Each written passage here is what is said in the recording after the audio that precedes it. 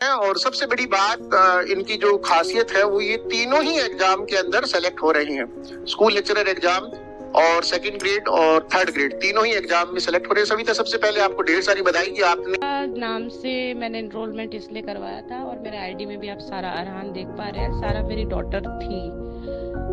She is no more, we lost her. भी नहीं निकाल पाई और मैं सेकंड ग्रेड भी नहीं निकाल पाई। तब फिर पापा ने बोला कि सबको पता था थोड़ा हेल्थ इशू मुझे बहुत ज्यादा हो गया था मेरी बेटी के बाद से। तो पापा ने बोला नहीं ऐसा नहीं है, तुम शायद फर्स्ट ग्रेड के लिए बनी हो। तब तक मुझे उत्कर्ष वाले भीष्म सोनी सर और अगर इशू है हेल्थ में जो भी इशू होने चाहिए सब है मुझे।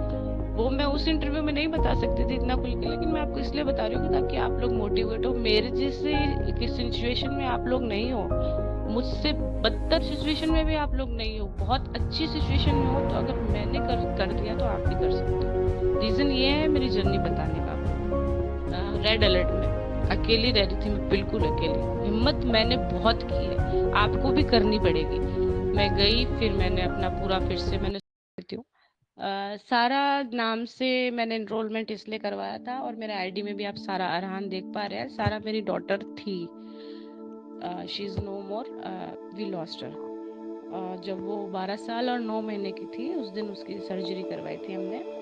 और 3 साल उसका दिल्ली एम्स में इलाज चला था। ऐसा सच आप उसको अगर देखेंगे, मेरी डीपी में आपको दिख भी जाएगी आगे जाके। येलो कलर का ड्रेस पहना उसने, बहुत ही क्यूट, बहुत ही प्यारी बच्ची थी। बट उसको अगर आप देखते तो वो ऐसा कुछ नहीं था। वो कल्चरल एक्टिविटी भी अच्छे से कर रही थी, दिखने में नॉर्मल थी।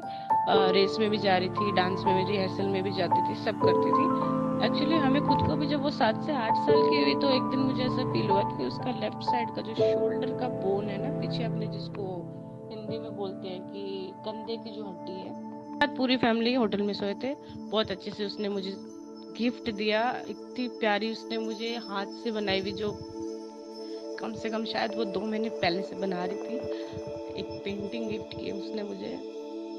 मैं पूरी दोपहर बैठ के बनाती थी।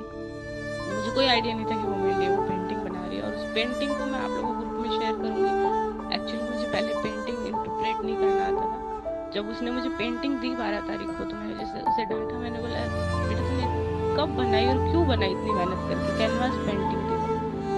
एक्चुअली वो बहुत आर्टिस्टिक थी। मैं उसकी बहुत सी चीजें आपको भेजूंगी, आप लोग देखना कि छोटी बच्ची में इतना टैलेंट है। ऐसा नहीं है कि मेरी बेटी इसलिए मैं तारीफ कर रही हूँ, आपको मैं भेजूंगी तब आपको पता चलेगा कि वो पता नहीं क्या बोलते हैं पेपर वाला, वो ओरिगेमी और क्ले आर्ट और सब आता था उसको, खुद से ही सीखा था उसने।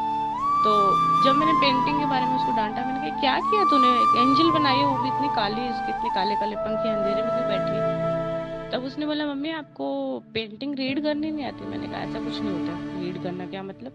बोलते नहीं मम्मी पेंटिंग रीडिंग होती है, आपको वो नहीं आती है। ये एंजल मैं हूँ, अभी मेरी सर्जरी हो जाएगी ना तो मैं एक और आपको गिफ्ट करूंगी जो वाइट एंजल होगी। वो अभी मेरी लाइफ में थोड़ा डार्कनेस है ना, ये सर्जरी हो जाएगी, ये फेज चला जाएगा तो मैं वाइट एंजल में कन्वर्ट हो जाऊंगी।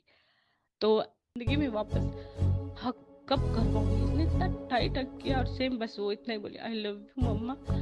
अरे यार एक्साइटमेंट में, नर्वसनेस में ना बार बार ना सुसु आते हैं क्या? इतना बोली वो। मैंने बोला क्यों? बोले यार मुझे तो इतना ऐसे लग रहा है कल से मेरी नई जिंदगी शुरू हो जाएगी, ये सारी प्रॉब्लम्स आप जिससे आप परेशान रहते हो वो खत्म हो जाएगी, सब कुछ कितना अच्छा होगा ना। मैं वापस आऊंगी जब मामा आ जाएंगे। फिर बोलती है, फिर ओटी के बाद में जब 3 गेट बाद मेन ओटी का गेट था, पहले गेट में जब जा रही थी लेटी हुई थी, वो बार बार नर्स और कंपाउंडर बोल रही थी सारा लेट जाओ, सारा लेट जाओ। बोले रुको रुको रुको, 1 मिनट, ये गेट बंद मत करो। शीशे का बहुत बड़ा गेट बंद हो रहा था ऑटोमेटिक। बीचों बीच उस गेट के उस बंदे ने स्ट्रक्चर रुकवाया और ऐसे बेड पे बैठ के ऐसे फ्लाइंग किस दे रही है। मैं सबसे पीछे, क्योंकि उसको पता है ये आगे नहीं आएगी, फिर देखा ही नहीं जा रहा था मेरे से।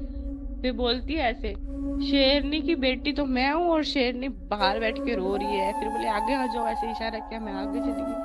तो ऐसे बाय बाय मम्मा, मैं 4 बजे आ जाऊंगी। तो मैंने उसको बोला नहीं डॉक्टर, धीरे से ऐसे मैंने बोला 6 बजे, ऐसे इशारा किया। मैंने कहा डॉक्टर 6 बजे का बोल रहे हैं। तो वो बोल के गई नहीं मम्मा मैं 4 बजे आ जाऊंगी। वो अपना टाइम भी खुद बता के गई थी। सर्जरी 6 बजे तक कंप्लीट होती अगर वो नॉर्मल होती तो, लेकिन वो 4 बजे ही सब हो गया था उसका। और ज़िंदगी के सबसे बड़े अफ़सोस में से ये अफ़सोस भी है, मुझे नहीं पता कि मैं कब रात को 2 बजे हम बीकानेर पहुँचे हैं कार लेके और कब उसको डलवाया था। बट मुझे कुछ नहीं याद है, मुझे याद ही नहीं, मुझे सिर्फ़ वो याद है जब वो बाय करके गई थी और निकल के गई थी। और उसके बाद मैं हार्ट पेशेंट हो गई, बीपी पेशेंट हो गई, नींद नहीं आ रही, हार्मोनल इम्बैलेंस हो गया, सब देख लिया लाइफ में। उसके बाद मैंने बहुत हिम्मत की। 2 साल तक तो मुझे पता ही नहीं था मैं क्या कर रही हूँ, क्योंकि मैं उसको भुला बिल्कुल भी नहीं पा रही थी, उसका नाम भी नहीं ले पा रही थी। आपसे अब इतना शेयर कर रही हूँ तो बहुत स्ट्रांग हो गई हूँ। हाँ, लेकिन